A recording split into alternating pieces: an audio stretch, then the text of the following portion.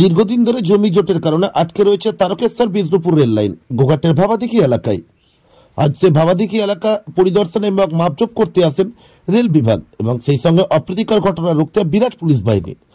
যদিও আজ এই মাপজোপ প্রসঙ্গে কোনো কথা বলতে চাননি দিঘি বাঁচা কমিটির সদস্যরা। দেখুন সেই চিত্র বিস্তারিত। আমরা এই প্লটটাকে ডিমার্কেট করে এই যে এই কোনাটাকে বা এই কোনাটাকে বা এই কোনাটাকে, কারণ ওইখান থেকে শোনা এই পাশটাতে যেটা হচ্ছে অ্যাকুইজিশন যেটা আছে, এই যে ম্যাপটাতে আমাদের কাছে আছে এই পাশটা এইখানটা আছে, কারণ তো ওই দিক থেকে তো আসা যাবে না। এবার এইখান থেকে যেটা আছে আমরা শুরু হচ্ছে এই যে গোলপুর, আমরা এই প্লটটা দিয়ে শুরু করলাম। কত নম্বর প্লট বলতে হচ্ছে 31 বাউন্ডারি ওই মাঝখানে পড়ে যাচ্ছে, তার সাথে এইখান থেকে পাওয়া যাচ্ছে না। আমরা এইখান থেকে টেনে এখান থেকে নিয়ে এলাম ইউনিভার্সিটি, আমরা এই প্লট দিয়ে করলাম। তো প্লটে কতটা কারেন্ট পাই